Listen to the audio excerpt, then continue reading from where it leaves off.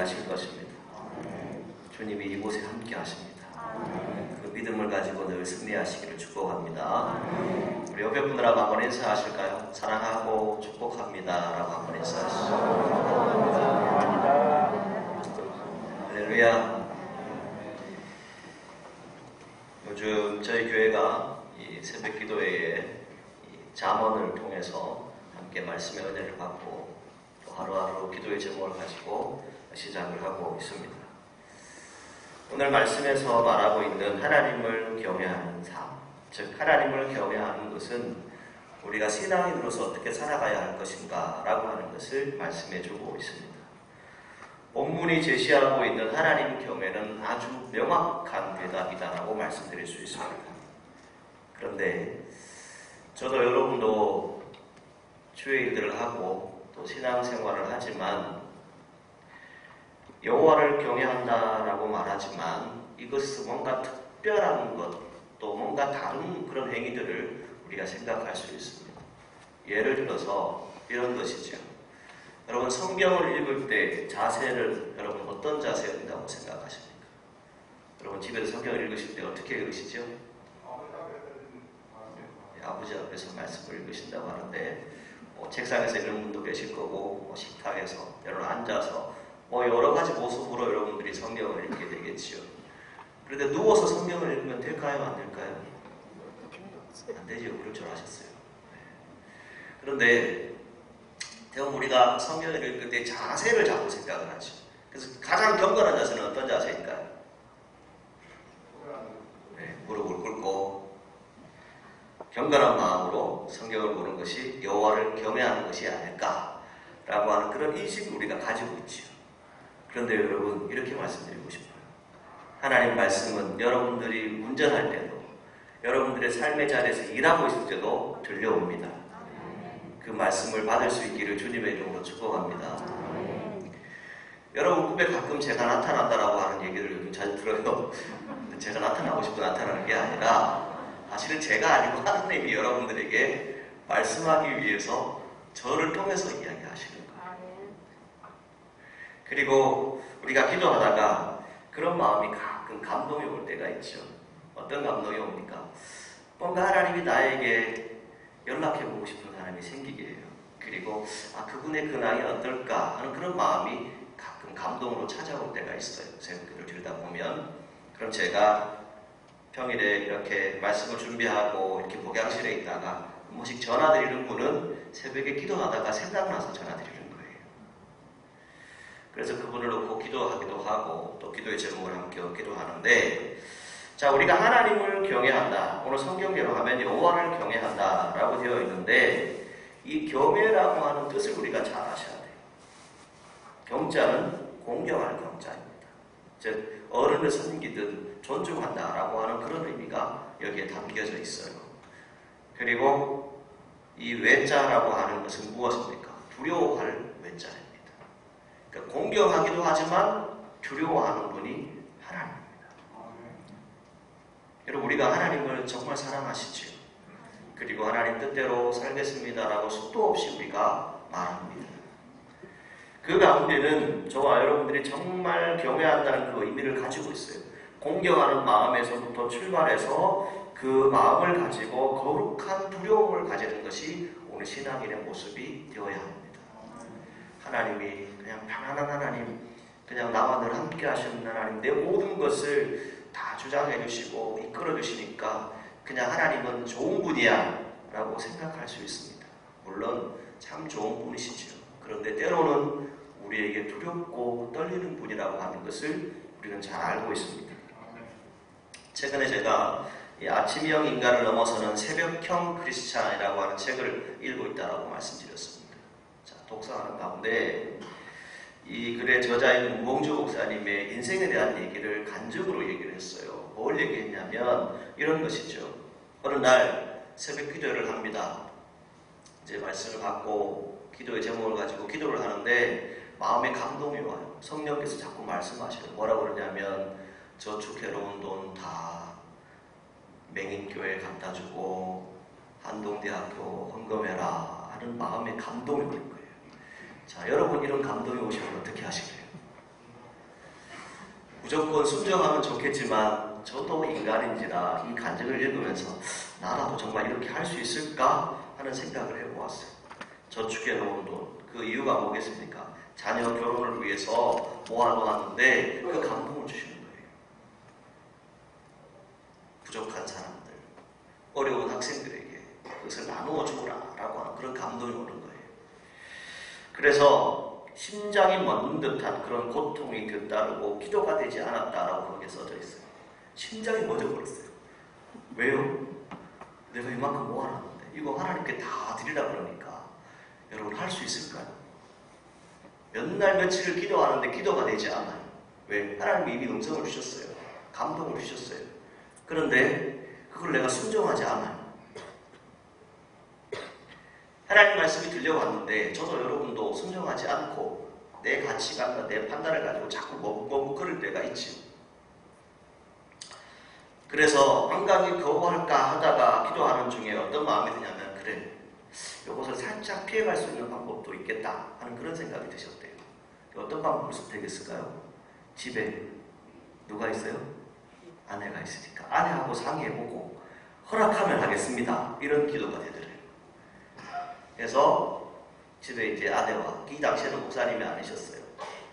그래서 상의를 했어요. 그러니까 뭐라고 했겠습니까? 완강히 거부를 하면서 안 된다라고 하는 거예요. 그러니까 마음에 어떤 감동이 왔어요? 하나님 안 된다고 하네요. 피해갈 수 있겠군요. 그렇게 생각을 했어요. 근데 계속 마음이 뭔가 찜찜하고 힘들어요. 그런데 3주가 딱 지났어요. 3주가 지났는데 아내가 갑자기 오더니 하는 얘기가 우리 그렇게 합시다. 그렇게 얘기를 하더래요. 그래서 헌금을 하기로 결정을 하고 그 다음날 이제 이 맹인교회, 아마 여러분 이 책을 한번 보신 분들이 있을 것인데 낮은 데로 임하소서라고 하는 안요한 목사님이 쓰신 책이 있어요. 그분이 이제 섬기시던 교회였던 것 같습니다. 그래서 그 교회 이제 목사님 뵙기로 이제 약속을 하고 그 전날 저녁에 이제 아들과 함께 식사를 하게 되어 있었대요. 식사를 하려고 준비를 하려고 이렇게 가는데 아내가 이렇게 또 얘기하더래요. 우리 한 번 더 생각해 봅시다. 그래서 그래 한 번 더 생각해 보자. 일단 밥 먹고 한번 생각해 봅시다. 그러고 있었어요. 식사 시간이 됐는데 아들이 나타나지 않아요. 시간이 지났는데 오지가 않아요. 조바심이 생겼어요. 혹시 무슨 사고가 났나, 어려움이 없나 이런 생각들이 막 지나가고 있는데 아들이 딱 나타났는데 몰골이 말이 아니에요. 완전히 엉망진창에 이어서 나타난 거예요. 군복무를 했다라고 되어 있습니다. 근데 마침 그날 이 부대 안에서 야구를 했나 봐요. 야구 경기를 하다가 갑자기 야구공이 훅 하고 날라와서 안경이 그 자리에서 박살이 났대요. 그리고 눈이 시퍼렇게 부어가지고 왔는데 병원에 갔더니 의사가 한다는 얘기가 조금만 더 세게 맞았으면 실명이 될 뻔했습니다. 이렇게 했대요. 그러니까 목사님과 사모님이 어떻게 했을까요? 바로 마음을 하나님께 순종했대요. 왜요? 잘못하고 우리 아들을 문고등학교 했으니까. 그래서 그 다음날 그 맹인교회 헌금을 했다는 그런 간증의 내용을 읽은 적이 있습니다. 여러분, 우리가 하나님을 경외한다라고 하는 건요, 무엇을 얘기합니까? 하나님의 음성이 여러분들에게 들릴 때가 있어요. 때로는 굉장히 두렵고 떨리는 마음이 생길 때가 있어요. 왜 하나님이 이 말씀을 하시지? 나 그냥 좀 놔두지. 여러분들이 하고 싶은 것이 있죠. 그런데 하나님은 그것을 하지 말라고 해요. 운동 좋아하시는 분들, 운동하고 싶은데 운동하지 말라고 해요. 또 내가 뭔가를 얻고 싶어하고 뭔가 해보고 싶은 좋아하는 것이 있어요. 그러면 그건 모든 거 다 끊으라고 하나님 명령하셔요. 그리고 그렇게 요구하시죠. 무엇을 얘기합니까? 작은 것이지만 때로는 여러분들에게 주어지는 것으로 하나님의 일을 하라라고 하는 음성이 들려올 때가 있어요. 그때 우리가 정말 순종할 수 있을까? 부모는 자녀에게 하나님을 경외하라고 우리가 가르칠 수 있는 은혜를 가지고 있습니다. 또 하나님의 높고 위대하심을 가르쳐야 할 그런 자리가 우리에게 있습니다. 그래서 일상생활과 여호와를 경외하는 것이 관계가 없는 것이 아니라 아주 밀접한 관계에 있다고 말씀드릴 수 있습니다. 여러분들이 살아가는 삶이 하나님을 경외하는 삶, 오늘 성경대로 하면 여호와를 경외하는 삶이 되시기를 주님의 이름으로 축복합니다. 자, 이 잠언 성경이 말하는 것은 결국 무엇입니까? 오늘 여호와를 경외하는 것이 지식의 근본이다라고 말합니다. 그런데 미련한 자는 뭐라고 얘기합니까? 그것을 멸시한다라고 성경이 말씀하고 있습니다. 우리가 주님을 경외하는 것이 지식의 근본이다라고 말하는 것은 이 근본의 의미를 찾아보면 시작이라고 하는 말을 가지고 있어요. 또 잠언 9장 10절 말씀을 보게 되면 여호와를 경외하는 것이 지혜의 근본이고 거룩하신 자를 아는 것이 명철이다라고 말씀합니다. 즉 지식과 지혜의 근본, 첫 출발점이 어디라고요? 여호와를 경외하는 것이다. 여기서부터 시작되어집니다. 오늘 저와 여러분들이 여호와를 경외하는 것이 지혜의 근본이고 거룩한 하나님의 뜻을 따르는 것이지요. 그리고 그 지식의 시작이라고 하는 것을 오늘 성경이 얘기합니다. 그 지식을 높임에 있어서, 그 지식을 출발함에 있어서 우리가 해야 될 일이 무엇인가? 어떻게 우리의 인생을 살아가야 할 것인가? 라고 하는 것을 성경이 말해주는데 우리가 읽지 않았지만 3절 말씀을 보게 되면 이렇게 나타납니다. 무엇을 얘기합니까? 지혜롭게, 공의롭게, 정의롭게, 정직하게. 이것을 얘기합니다. 여호와를 경외하는 삶을 살아간다는 것은 이것을 얘기하죠. 그리고 4절에서 5절 말씀에 무엇을 얘기합니까? 어리석은 사람들은 슬기롭게 만들고 지혜로운 사람들은 더욱 지혜롭게 만드는 것이 바로 이 하나님의 말씀임을 가르쳐주고 있습니다. 성도가 영적인 수준을 높이기 위해서 가장 중요한 것은 다른 것에 있지 않습니다. 하나님의 말씀으로 돌아가야 합니다. 하나님의 말씀 가운데 지식이 필요합니다. 그 지식은 무엇입니까? 원어적인 의미를 찾아보면 알다, 결합하다 라고 하는 그런 뜻을 가지고 있습니다. 즉 하나님과 우리가 하나가 되는 거예요. 한 뜻, 한 마음이 되는 것을 성경은 말씀합니다. 우리가 하나님을 경외하는 것 참 중요합니다. 그런데 그분을 존경하고 두려워하는 마음이 우리에게 있어야 한다는 것이죠.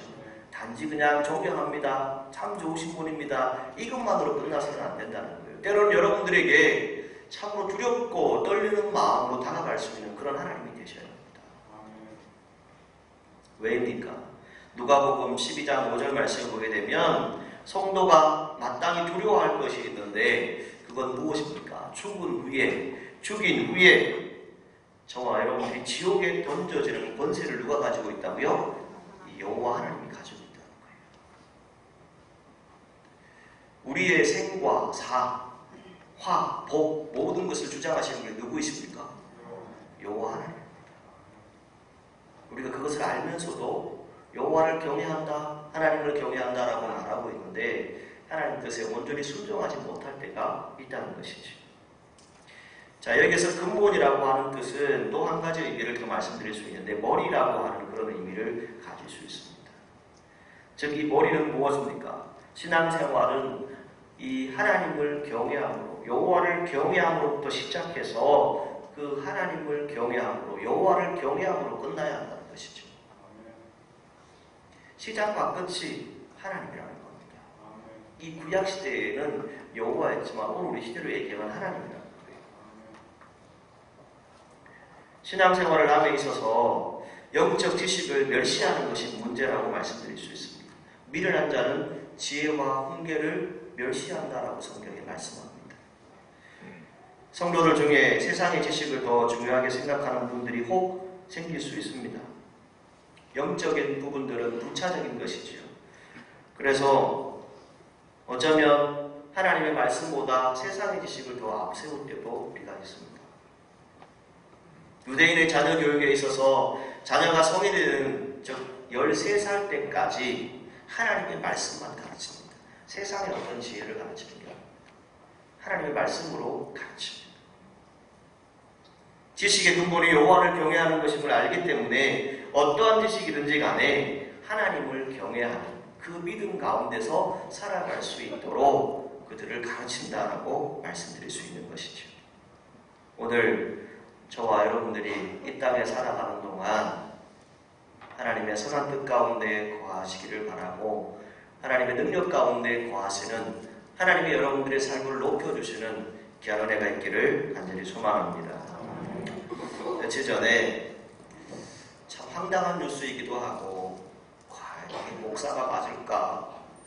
정말 하나님이 기뻐하실까라고 하는 그런 고민을 해본 기사가 있었어요. 미국의 한 목사님에 대한 얘기인데, 이분은 평소에도 고가의 물품을 많이 자랑하는 그런 분으로 알려져 있어요.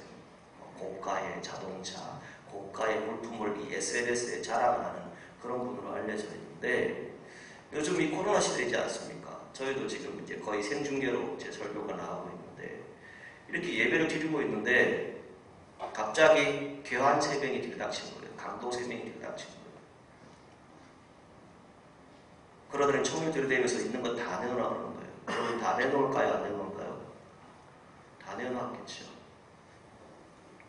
그 목걸이 하며 보석 반지 하며 주렁주렁 달고 있던 것을 다 내어놓았어요. 강도에게 다 뺏겼어요. 우리 돈으로 얼마인 줄 아십니까? 5억 2천만 원. 감동이 안 오시죠? 저도 감동이 안 왔어요. 어떻게 하면 몸에 그렇게 5억 2천만 원을 걸치고 있을까? 그것도 예배드리는 목사가. 여러분, 제가 이 사건을 보면서 이런 생각이 들었어요. 우리는 우리가 원하는 하나님을 자꾸 찾아야 돼.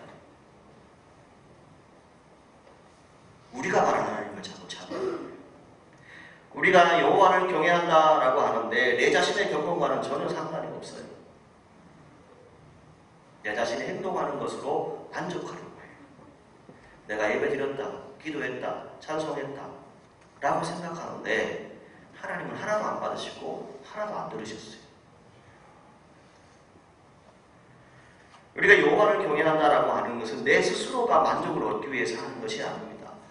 내가 행했다라고 해서 거기에 가능성을 두면 그것은 큰 문제가 될 수 있습니다. 가치를 두는 것은 무엇입니까? 내 자신을 높이는 것이 아니라 하나님을 높이는 거예요. 이게 말씀입니다. 우리가 주의 일들을 하다가 보면 자꾸가 내 자신이 드러날 때가 있어요. 내 자신이 드러나기 때문에 마음이 불편한 거예요. 하나님을 일하시면 왜 불편하겠습니까? 오늘 성경에 보게 되면 훈계라고 하는 단어가 나오죠. 이 훈계는 무엇입니까? 원어적으로 보게 되면 징계와 책망을 얘기합니다. 즉 책망, 경고 이런 의미를 가지고 있어요. 유대인들에게 있어서 아버지는 어떤 사람입니까? 자녀들에게 책망과 징계를 할 수 있는 자리예요. 유대인들에게 있어서 또 어머니는 어떤 자리입니까? 아이가 태어나면 그 자녀를 무릎에 앉히고 자랄 때까지 무엇을 가르쳐요? 하나님의 법, 율법을 가르치는 자리가 바로 이 어미의 자리예요. 여러분, 우리 부모 세대가 이 자리에 함께하고 있습니다. 우리 부모 세대가 우리의 자녀 세대, 다음 세대에게 남겨줄 수 있는 것은 다른 것이 아니에요. 여러분, 많은 것 전해줄 수 있겠지요. 그런데 정말 중요한 믿음의 유산을 남기지 못한다면 여러분 마음이 어떠할까요?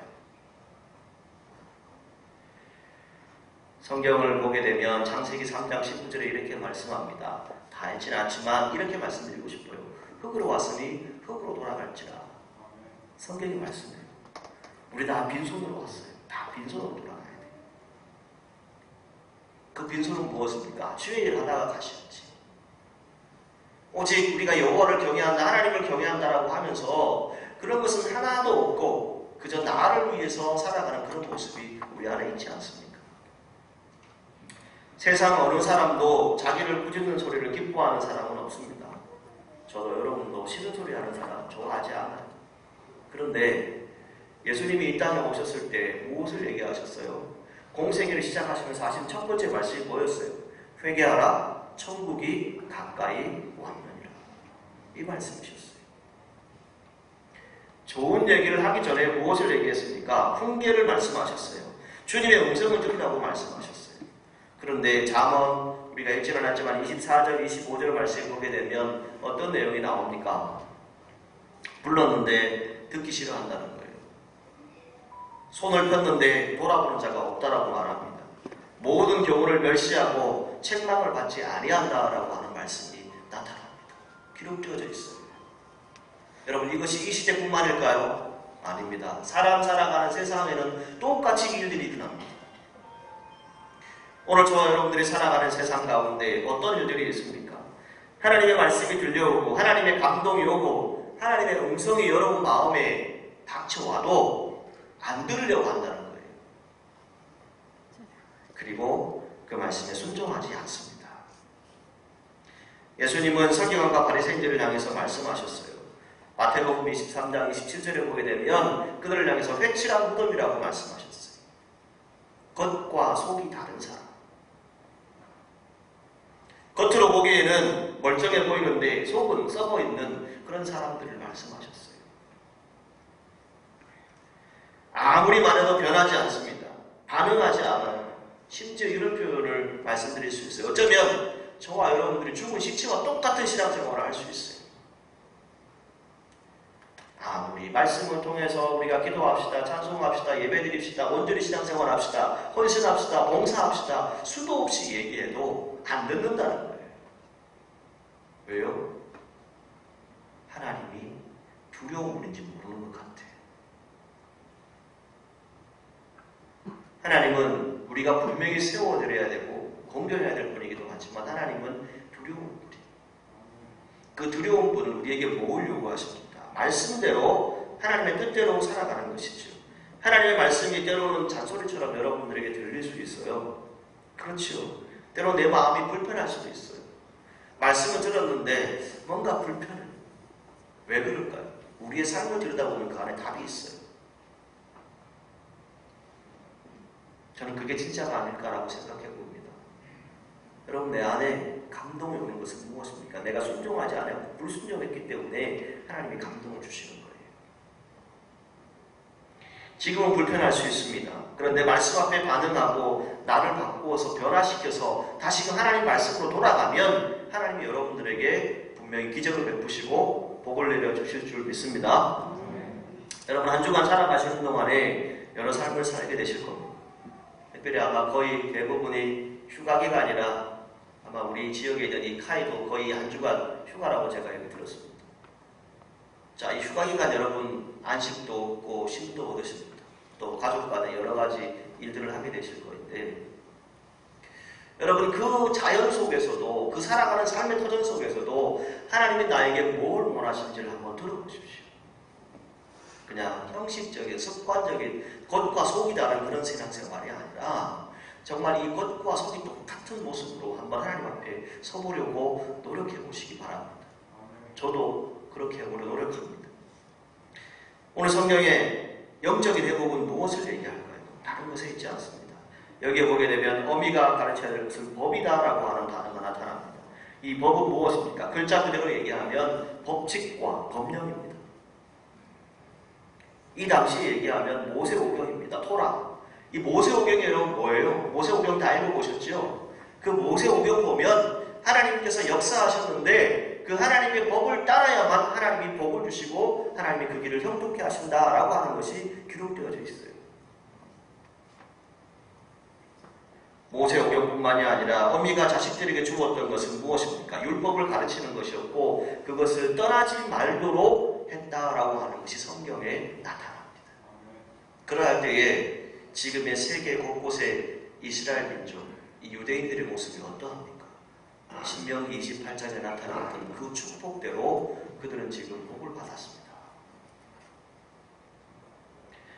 찬송가 199장 1절에 이런 가사가 있죠. 나의 사랑하는 채 비록 헤어졌으나 어머니의 무릎 위에 앉아서 재미있게 듣던 말 그때를 지금도 내가 잊지 않고 기억합니다.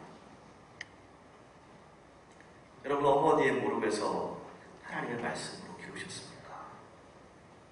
여러분들이 지금 어머니가 되셨다면, 엄마의 자리에 있다면 내 자녀를 양육하실 때 어떻게 양육하고 있습니까? 귀하고 귀하다 우리 어머니가 들려주시다. 이 찬송 여러분 부르실 때 어떤 마음으로 부르셨어요?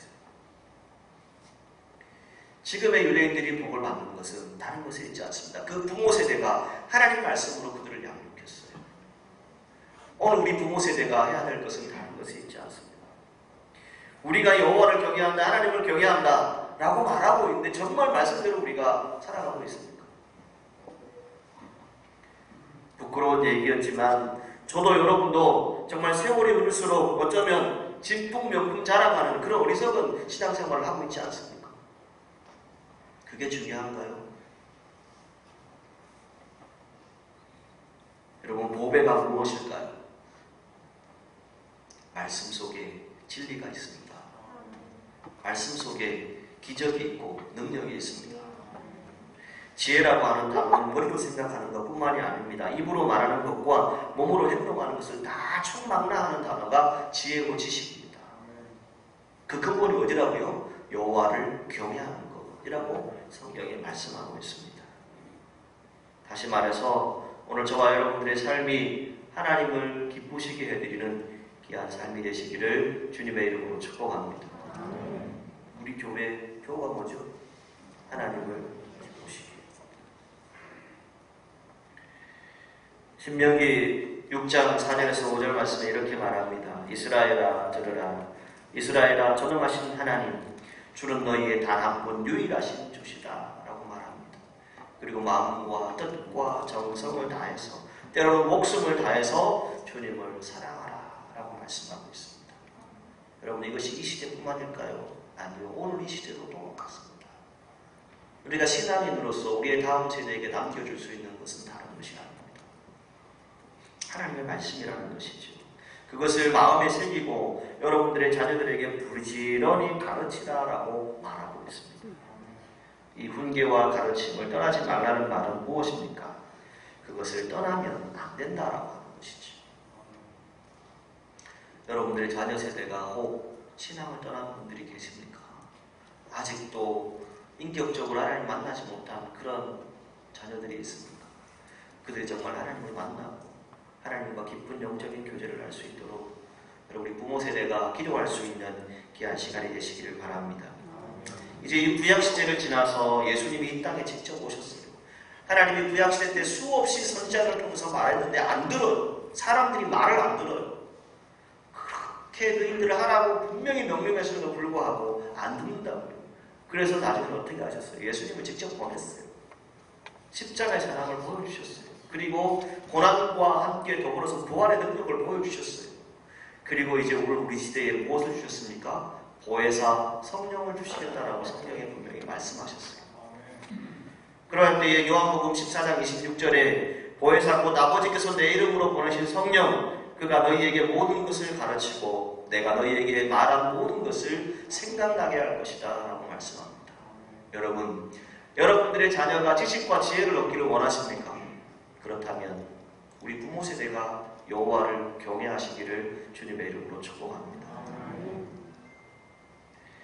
잠언 3장 7절에서 9절까지의 말씀 쭉 보게 되면 어떤 내용이 나오냐면 우리의 자녀가 하나님을 경외하면 하나님이 미워하시는 악에서 떠나게 할 것이다 라고 말해요. 그리고 건강의 축복을 누리게 될 것이고 물질의 축복도 받게 될 것이다 말씀하고 있어요. 조건은 뭡니까? 여호와를 경외하면. 여러분, 잠언 23장 13절에서 14절 말씀 보게 되면 때로는 여러분들의 자녀가 바른 길로 가지 않을 때 말씀을 떠났을 때 채찍을 들어서라도 그들이 바른 길로 가게 하도록 하라라고 말씀합니다. 요즘 인권의 시대에 이걸 얘기하기가 상당히 어려운 시대이지만 그런데 저는 여러분들에게 이렇게 말씀드리고 싶어요. 부모는 미움과 분노의 마음으로 아이들에게 폭력을 행사하는 것은 분명히 아닙니다. 그런데 여러분들의 자녀가 우리의 다음 세대가 믿음을 떠나고 하나님을 떠났다면 그 자리에 바로 갈 수 있도록 우리는 바르게 가르쳐야 합니다. 진정으로 사랑하는 마음으로 여러분들의 자녀를 징계할 수 있고 또 여러분들의 자녀를 가르칠 수 있는 믿음의 성도를 되시기를 주님의 이름으로 축복합니다. 잠언 4장 23절에 이렇게 말합니다. 무릇 지킬만한 것보다 내 마음을 지키라라고 말합니다. 오늘 우리의 마음으로부터 하나님을 경외하는 마음이 생겨야 합니다. 여호와를 경외하는 마음이 생겨야 합니다. 그럴 때에 지혜자는 우리에게 무엇을 얘기합니까? 잠언 4장 7절에서 9절 말씀을 보게 되면 지혜가 제일이다 라고 말합니다. 그러면 지혜를 얻게 될 것이고 오늘 9절 말씀에 말씀하고 있는 대로 여러분들에게, 여러분들의 자녀에게 귀한 은혜의 복이, 능력이 함께 하심을 말씀해 주고 있습니다. 그러할 때 그들에게 영원한 멸류관을 주시겠다라고 약속하십니다. 오늘 우리가 여호와를 경외하는 것은 무엇입니까? 오늘 이 시대에 예수님은 이 땅에 분명히 오셨습니다. 예수님은 그 키와 그 지혜가 자라감을 통해서 모든 사람들에게 무엇보다 하나님께 영광 돌리는 삶을 살아갔던 것을 기억합니다. 오늘 저와 여러분들이 또 믿음의 자리에서 이 지혜와 지식을 얻고 여호와를 경외함으로 하나님의 뜻을 이룰 수 있는 우리 성도들이 될 수 있기를 주님의 이름으로 축복합니다. 그 말씀의 뜻은 이렇게 결론적으로 말씀드리고 싶습니다. 고린도전서 1장 18절 말씀에 십자가의 도가 멸망하는 자에게는 미련한 것이지만 구원을 받는 우리에게는 하나님의 능력이 된다라고 말씀합니다. 오늘 저와 여러분들에게 이 십자가의 능력이 다시 회복되어야 될 시대에 우리는 살아가고 있습니다. 지난 3년여의 시간 동안 우리는 코로나라고 하는 이 질병으로 인해서 수많은 것을 잃어버렸습니다. 그 중에 하나가 우리가 정말 해야 될 여호와를 경외하는 것, 십자가의 근본으로 돌아가는 것, 이것을 잃어버렸습니다. 오늘 여러분들의 자녀 세대에게 믿음으로 선포하십시오. 자, 한번 따라하시죠. 믿음대로 될지어다. 다시 한번 믿음대로 될지어다. 아멘. 이것을 여러분 선포하십시오. 그 믿음은 어디서부터 출발합니까? 성경 말씀, 하나님을 경외하는 것, 여호와를 경외하는 것으로부터 출발되어집니다. 말씀을 맺겠습니다. 십자가를 하나님의 능력으로 아는 사람들은 오직 십자가만을 살아갑니다. 그리고 여호와를, 하나님을 분명히 경외할 것입니다. 그리고 그 주님을 경외하는 삶을 분명히 살아갈 것입니다. 오늘 저와 여러분들의 삶에 이 은혜가 있기를 주님의 이름으로 축복합니다. 기도하시겠습니다. 거룩하신 아버지 하나님, 오늘도 주의 은혜 가운데 거하기를 원합니다. 주의 능력 가운데 거하기를 원합니다. 우리 사랑하는 성도들에게 하나님의 지혜와 지식을 허락하여 주옵소서. 여호와를 경외하는, 하나님을 경외하는 귀한 삶이 될 수 있도록 축복하여 주옵소서. 예수님의 이름으로 기도드리옵나이다. 아멘.